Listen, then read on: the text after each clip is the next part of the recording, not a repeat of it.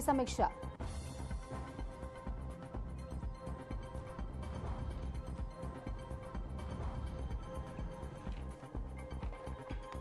CM योगी ने Ayush medical college का निरीक्षण कर सुविधाओं के लिए जानकारी, अधिकारियों से तलब की रिपोर्ट।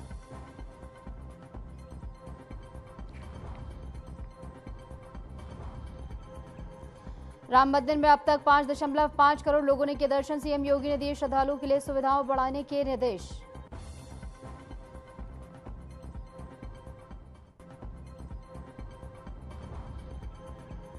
लखनऊ में रिंकू सिंह को बीएसए बनाने पर हुआ विवाद, शैक्षणिक योग्यता को लेकर उठे सवाल।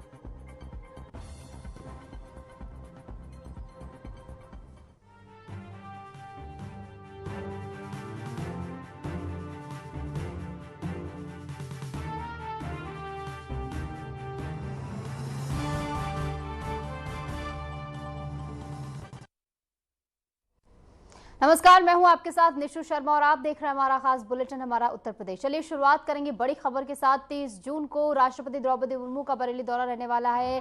IVRI के दीक्षांत समारोह में होंगे शामिल। राष्ट्रपति के साथ सीएम योगी आदित्यनाथ मौजूद रहेंगे। राज्यपाल आनंदीबेन पटेल भी इस दौरान मौजूद रहेंगी। 576 छात्र छात्राओं को पुरस्कार देंगे और राष्ट्रपति के दौरे को लेकर प्रशासन अलर्ट पर है।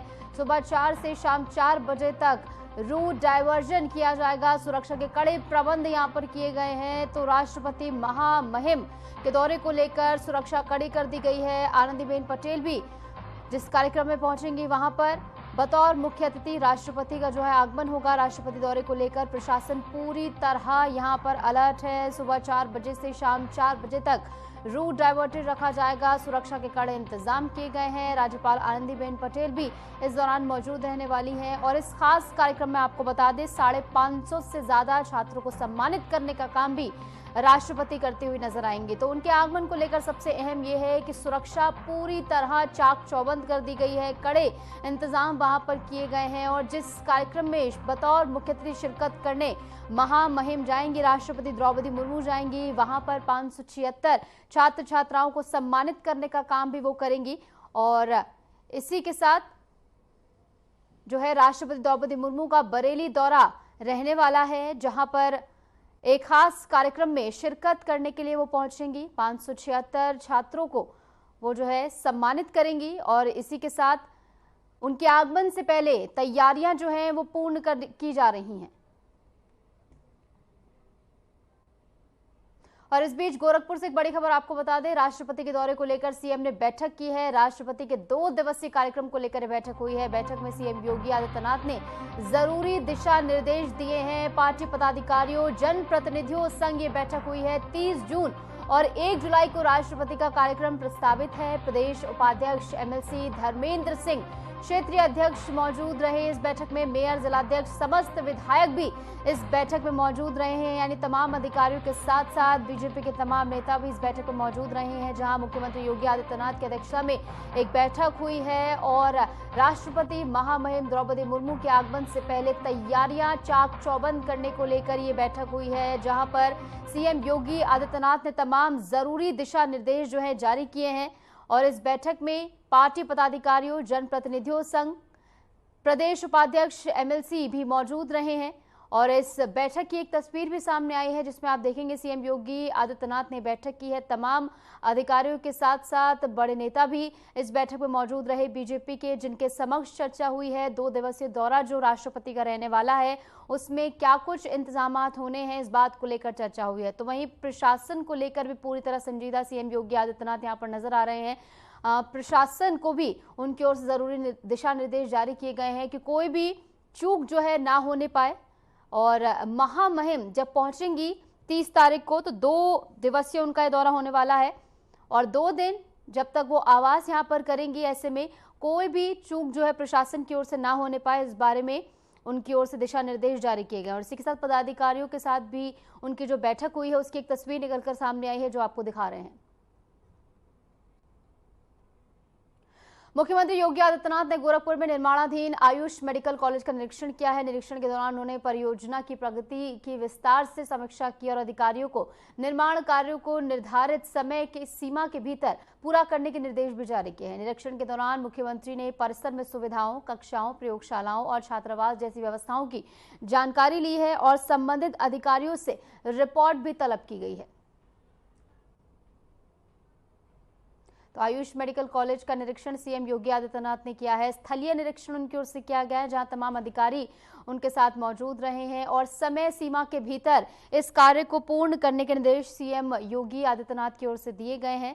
और इसी के साथ इस कार्य को लेकर पूरी जानकारी भी उन्होंने तलब की है। एक रिपोर्ट भी उनकी ओर से तलब की गई है कि कहां तक अब ये कार्य पहुंचा है, आगे क्या कुछ करना है, इस बारे में पूरी रिपोर्ट जो है वो पेश की जाए। उस रिपोर्ट के माध्यम से जज किया जाएगा किस तरीके से यहाँ का कार्य जो है प्रगति पर है।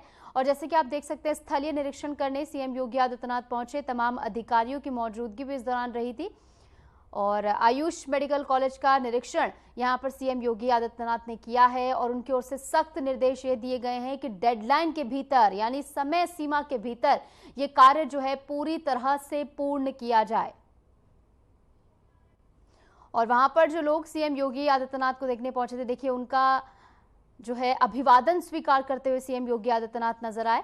और वहां पर जो आमजन मौजूद थे उन सभी का जो है अभिवादन सीएम योगी आदित्यनाथ ने स्वीकार किया और इसी के साथ निरीक्षण करने के बाद वो वापस लौट गए।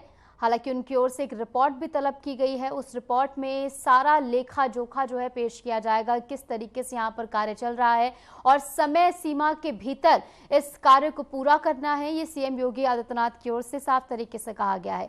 और देखिए जिस तरीके से सीएम योगी आदित्यनाथ पूर्ण रूप से अपनी प्रतिबद्धता हर बार दर्शाते हुए नजर आते हैं कि प्रदेश के विकास के लिए जो है तत्पर हमेशा से सीएम योगी आदित्यनाथ नजर आते हैं। तो इसी क्रम में हर एक जो यहाँ पर विकास कार्य हो रहे हैं उसका स्थलीय निरीक्षण करने भी सीएम पहुंचते हैं। और इसी की कवायद आप देख रहे हैं, जहां पर कॉलेज का निरीक्षण करने सीएम योगी आदित्यनाथ पहुंचे। गोरखपुर में सीएम योगी आदित्यनाथ ने तमाम सुविधाओं की जानकारी भी यहाँ पर ली है। सीएम योगी ने कॉलेज का निरीक्षण यहाँ पर किया है।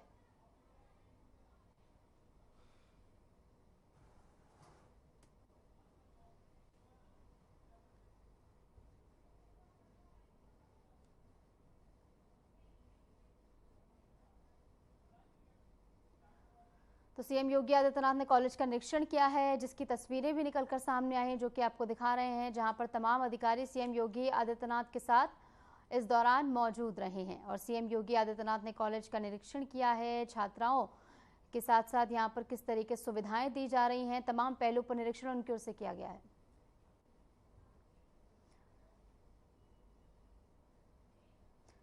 और इस बीच एक बड़ी खबर आपको बता दें, राम मंदिर में अब तक 5.5 करोड़ श्रद्धालुओं ने दर्शन किए हैं। अयोध्या अब वैश्विक तीर्थ स्थल बनता हुआ नजर आ रहा है।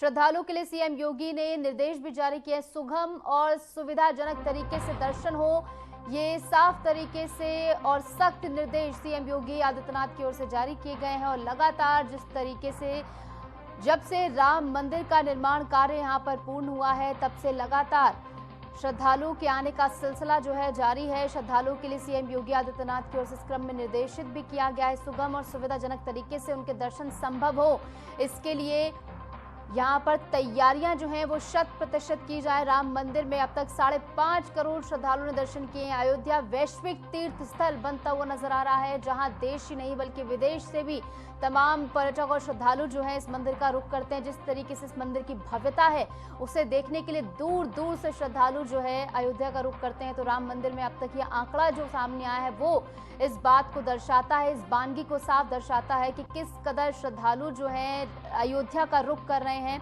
और अयोध्या अब एक वैश्विक तीर्थ स्थल के रूप में अपनी छवि उभारता हुआ यहाँ पर नजर आ रहा है। 5.5 करोड़ का आंकड़ा जो है अब तक सामने आया है और आने वाले दिनों में आंकड़ा और ज्यादा बढ़ता हुआ नजर आएगा। राम और लक्ष्मण की जोड़ी अब सियासत में देखने को मिल रही है। यूपी में बीजेपी की सहयोगी पार्टी निषाद पार्टी के प्रमुख संजय निषाद ने बड़ा बयान दिया है। उन्होंने कहा है कि बीजेपी ने हमें राम की तरह गले लगाया, हम लक्ष्मण की तरह साथ निभाएंगे। लेकिन उनका यह बयान क्या कोई सियासी संदेश है या फिर क्या कुछ और कहना वो चाह रहे हैं, इसी पर पेश हमारी खास रिपोर्ट देखिए। ये आवाज है एनडीए के सहयोगी उत्तर प्रदेश के पिछड़ा वर्ग नेता संजय निषाद की, जो अब बीजेपी को सियासी अल्टीमेटम देते हुए नजर आ रहे हैं। राम लक्ष्मण की ये जोड़ी अब यूपी की राजनीति में दिख रही है। निषाद पार्टी के मुखिया संजय निषाद ने अपने ताजा बयान से सियासी हलचलों में हलचल तेज मचा दी है। उन्होंने कहा कि बीजेपी ने हमें राम की तरह गले लगाया, हम लक्ष्मण की तरह साथ देंगे। संजय निषाद यूपी में मछुआरा और निषाद समुदाय के बड़े नेता माने जाते हैं। 2017 से और 2022 में बीजेपी के साथ गठबंधन कर उन्होंने मजबूत राजनीतिक स्थिति बनाई। कानपुर में पत्रकारों से बातचीत करते हुए संजय निषाद ने स्पष्ट किया है कि उनकी पार्टी पंचायत चुनाव अकेले लड़ेगी, लेकिन 2027 और 2029 के चुनाव भाजपा के साथ मिलकर लड़ने की तैयारी है। उन्होंने कहा कि भाजपा ने हमें राम की तरह गले लगाया, अब हम लक्ष्मण की तरह साथ निभाएंगे जब तक वह अपना दरवाजा बंद ना करें। अगर बीजेपी दरवाजा बंद करती है तो हम भी अपना रास्ता तलाश लेंगे। यह तो भारतीय जनता पार्टी बार बार हमसे जो पूछते हैं तो समाजवादी पार्टी ने जब दरवाजा बंद कर दिया था तब मैं भारतीय जनता पार्टी के पास आया था। अगर भारतीय जनता पार्टी दरवाजा बंद करेगी तब हमें कहीं न कहीं जाना पड़ेगा, नहीं तो जब तक रहेगी तब तक में मित्र वो हैं हमारे यहाँ। त्रेता में जैसे भगवान राम ने गले लगाया था, उन्होंने सेना दिया, वैसे मोदी योगी ने गले लगाया है एक निषाद राज के बंसठ को। हमारी सेना है, हम लोग आगे विजय प्राप्त करेंगे। 2017 से बीजेपी के साथ है संजय निषाद और 2022 में उनके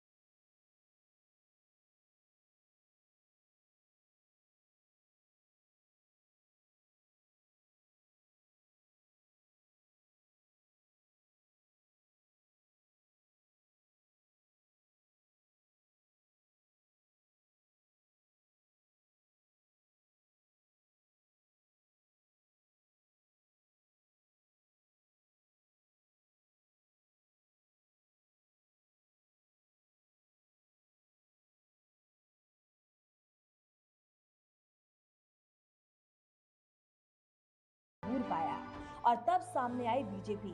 यह बयान संकेत हो सकता है कि 2027 की तैयारी शुरू हो चुकी है और निषाद पार्टी फिर अपनी उपयोगिता साबित करने में लगी है। संजय निषाद का यह बयान बताता है कि छोटे दलों को सम्मान और राजनीतिक हिस्सेदारी की कितनी दरकरार होती है। यह केवल गठबंधन नहीं, स्वाभिमान की राजनीति है। तो क्या संजय निषाद की पार्टी एनडीए में असहज महसूस कर रही है या ये सिर्फ सीटों और सम्मानों की सौदेबाजी है? 2027 की ओर बढ़ती यूपी की राजनीति में हर दल अपनी भूमिका फिर से गढ़ रहा है और संजय निषाद ने आज बता दिया है कि वो किन शर्तों पर साथ चलेंगे और किन शर्तों पर दरवाजा बंद कर देंगे। राजनीति में दरवाजे बंद होना मतलब नई राह तलाशना है और संजय निषाद का यह बयान साफ कर गया कि गठबंधन अब केवल सीटों का हिस्सा नहीं, सम्मान और हिस्सेदारी का सवाल भी है। बीजेपी सुन रही है या अनसुना कर रही है, इसका जवाब आने वाले महीनों में मिल जाएगा, लेकिन फिलहाल निषाद पार्टी से अपने पत्ते खोल दिए हैं। ये पहला मौका नहीं है जब संजय निषाद ने बीजेपी को सियासी संकेत दिए हैं।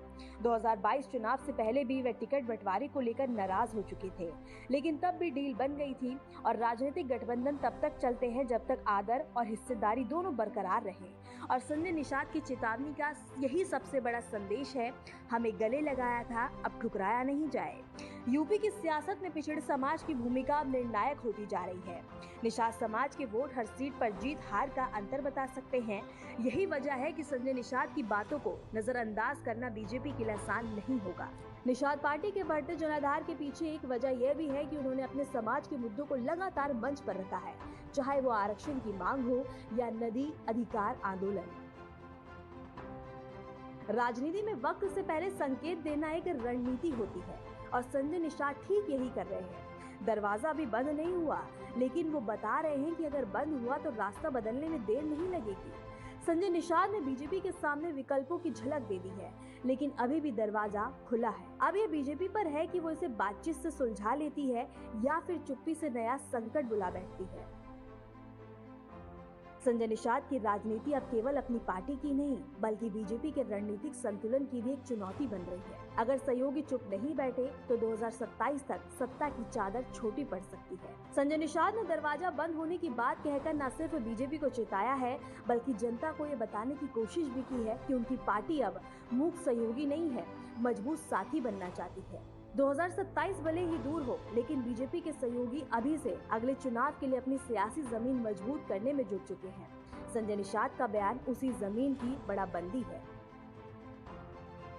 क्या संजय निषाद विपक्ष के लिए संभावित विकल्प बन सकते हैं? क्या इंडिया गठबंधन उनके लिए दरवाजे खोलेगा? ये सवाल अब विपक्षी खेमों की चर्चा का हिस्सा बनने लगा है, या फिर ये बस एक बयान था? सियासत में राम और लक्ष्मण की ये जोड़ी कितनी देर तक साथ चलती है, ये तो आने वाला वक्त ही बताएगा। Bureau report, Aryan TV.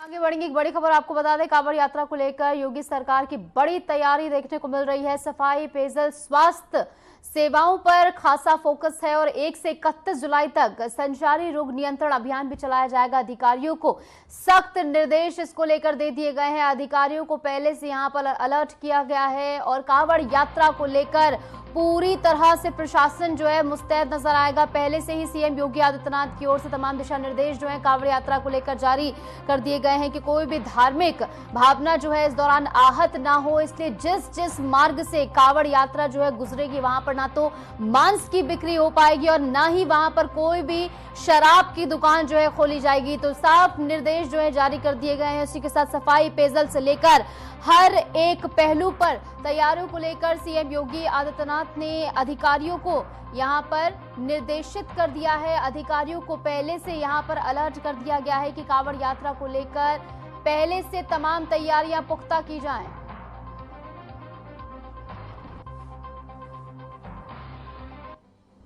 भोले की भक्ति का महीना सावन 11 जुलाई से शुरू हो रहा है। इसी दिन से कांवड़ यात्रा की भी शुरुआत हो जाती है। देश भर में ये मां भगवान भोलेनाथ के अनुयायियों के लिए विशेष महत्व रखता है। पश्चिमी यूपी में इसे सबसे बड़े आयोजन के तौर पे देखा जाता है। इस बार महाकुंभ की तर्ज पर आयोजन होगा, जिसको लेकर दिव्य भव्य तैयारियां हो रही हैं। यूपी वेस्ट के अधिकारी दिल्ली, हरियाणा, राजस्थान और उत्तराखंड के अधिकारियों के साथ भी संपर्क में हैं। मेरठ जोन के एडीजी भानु भास्कर ने बताया कि 11 जुलाई से सावन महीने की शुरुआत हो जाएगी। साथ ही कांवड़ यात्रा की भी शुरुआत हो जाएगी, जो लगभग 1 महीने तक ये कार्यक्रम चलेगा। पूरे देश में सावन माह में बड़े पैमाने पर लोग शिवालयों में दर्शन करते हैं और पूजा करते हैं। एडीजी भानु भास्कर ने बताया कि व्यापक स्तर पर हर बार प्रबंधन किए जाते हैं। कंट्रोल रूम भी स्थापित किया जाता है। उत्तर प्रदेश के 3 जोन कांवड़ यात्रा में ज्यादा प्रभावित होते हैं, जिसमें सबसे पहले मेरठ आता है, उसके बाद बरेली और तीसरे नंबर पर आगरा जोन आता है। एडीजी ने बताया कि अभी तक प्रदेश के सभी जिलों के साथ एडीजी लॉ एंड ऑर्डर की बैठक हो चुकी है। अब जल्द ही नजदीकी राज्यों के पुलिस महकमे के अफसरों के साथ होगी और जल्द ही कांवड़ यात्रा को लेकर Delhi police, Haryana police, Uttarakhand police और राजस्थान पुलिस के साथ होगी, ताकि इन अलग अलग राज्यों को जो हमें अपेक्षा है और हमें जो उनसे अपेक्षा है उसको पूरी कर सकें। साथ ही समन्वय के साथ इस पूरी कांवड़ यात्रा को सकुशल सफलता पूर्वक पूरा करवा सके। एडीजी मेरठ जोन का कहना है कि इस बार कांवड़ यात्रा भी महाकुंभ 2025 की तर्ज पर ही होगी। जिस तरह से वहां तकनीक आर्टिफिशियल इंटेलिजेंस का सहारा लिया गया था, उसी प्रकार कांवड़ यात्रा में भी उपयोग होगा। एडीजी का कहना है कि सभी आयोजकों से जिले के पुलिस महकमे के अधिकारियों के द्वारा संपर्क करके जागरूक किया जा रहा है कि कांवड़ यात्रा के दौरान डीजे की लंबाई चौड़ाई मानक के अनुसार रहे, ताकि कोई समस्या ना हो और कोई अप्रिय घटना ना हो। डीजे की हाइट एक बड़ी चुनौती बनी रहती है, क्योंकि पूर्व में कई बड़े हादसे भी हुए हैं। डीजे की हाइट की वजह से कई शिव भक्त अपनी जान तक गंवा चुके हैं। ऐसे में पुलिस के अधिकारी लगातार कांवड़ लाने वाले समूह से संपर्क कर उन्हें नियम बता रहे हैं, ताकि कोई दुर्घटना ना हो। उत्तर प्रदेश के मुख्यमंत्री योगी आदित्यनाथ ने कांवड़ यात्रा के चलते कानून को बनाए रखने के लिए अधिकारियों के साथ अहम बैठक की है। इसके साथ ही त्योहारों के चलते सीएम ने दिशा निर्देश जारी किए हैं। सीएम ने अधिकारियों के साथ बीती शाम बैठक की, ताकि इन त्योहारों में कानून व्यवस्था बनी रहे और किसी भी तरह का कोई विवाद सामने न आए। मुख्यमंत्री ने आगामी पर्वों को लेकर अधिकारियों को निर्देश दिए हैं और सीएम ने कहा कि त्योहारों में उल्लास बना रहे, कोई शरारत ना पनपे और किसी भी तरह की ऐसी हरकत ना हो जिससे हालात खराब हो। सीएम ने त्योहारों को लेकर सख्त निर्देश जारी करते हुए कहा, भड़काऊ नारे, हथियारों का प्रदर्शन कतई बर्दाश्त नहीं किया जाएगा। इसी के साथ कौशाम्बी, इटावा, औरैया की घटनाओं पर मुख्यमंत्री गंभीर हैं। सीएम ने कहा कि जातीय संघर्ष फैलाने की साजिश हो रही है, अराजक लोगों को बेनकाब करें। गौरतलब है कि उत्तराखंड से कांवड़ लेकर आने वाले शिव भक्त कांवड़िया राजस्थान, हरियाणा, दिल्ली समेत यूपी वेस्ट के जिलों के लिए जिस मार्ग से गुजरते हैं, उसमें यूपी वेस्ट के मेरठ जोन के जिलों से गुजरना होता है। लाखों शिव भक्त हर दिन आस्था की कांवड़ लेकर जाते हैं। शिवरात्रि से पहले के 72 घंटे में तो डाक कांवड़ और कांवड़ लेकर चलने वाले शिव भक्तों के आस्था से समुद्र की वजह से यूपी वेस्ट की सड़कों पर सिर्फ भगवा ही दिखाई देती है, जहाँ सिर्फ कांवड़ यात्री ही होते हैं या होते हैं पुलिस प्रशासन के अलावा सिर्फ उनकी सेवा में लोगों के द्वारा लगे camp. Bureau report, RN TV.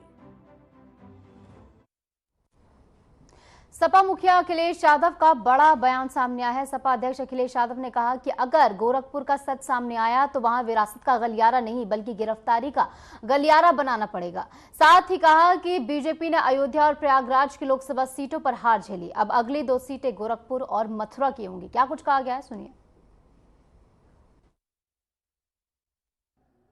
अगर गोरखपुर वालों ने अपना मुंह खोल करके यहां के राज खोल दिए, अगर गोरखपुर वालों ने अपना मुंह खोल करके यहां के राज खोल दिए तो वहां विरासत गलियारा की जगह हिरासत गलियारा बनवाना पड़ेगा। अगर गोरखपुर की सच्चाई सामने आ जाए तो वहां विरासत का गलियारा नहीं, हिरासत का गलियारा बनाना पड़ेगा। गोरखपुर में विरासत गलियारे में जमीन मकान का मुआवजा सहमति से नहीं बल्कि बाजार की कीमत के हिसाब से देना चाहिए, क्योंकि जो मार्केट वैल्यू है वो बहुत ज्यादा है।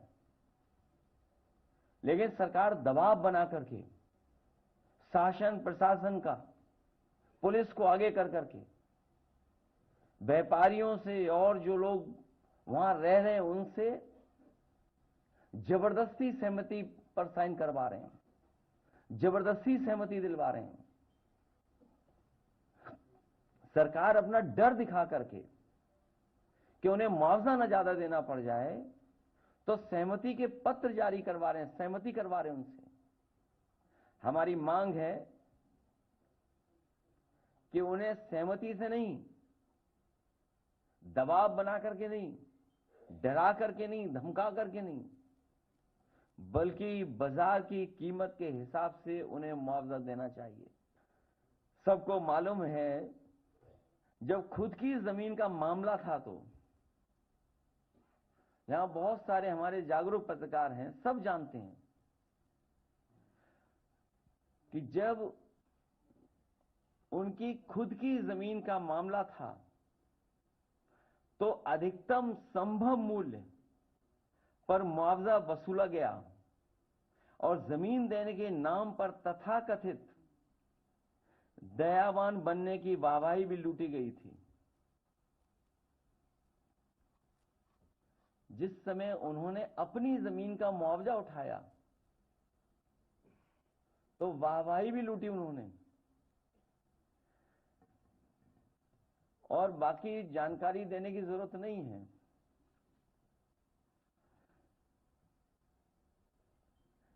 कि कितना मुआवजा उन्होंने उठाया होगा। सच्चाई तो यह है कि कॉरिडोर के नाम पर एक बहुत बड़ा भाजपाई लूट तंत्र सक्रिय है,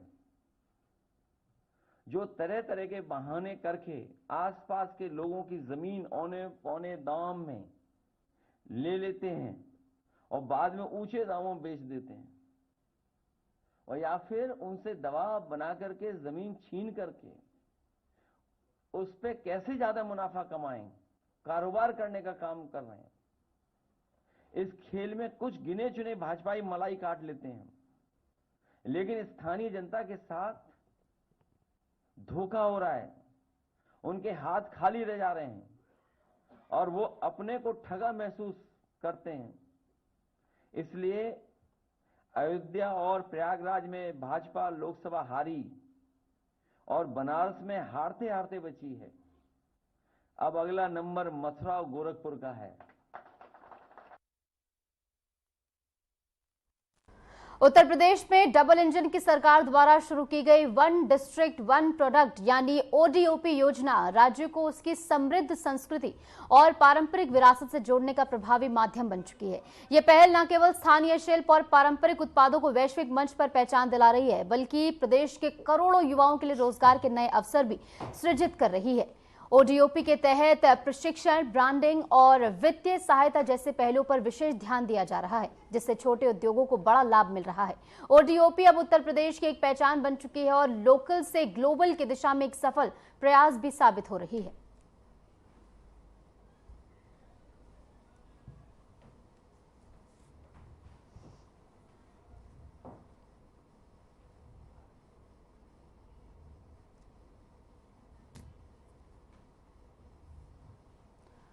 और फिलहाल के लिए हमारे इस खास बुलेटिन में इतना ही। नमस्कार।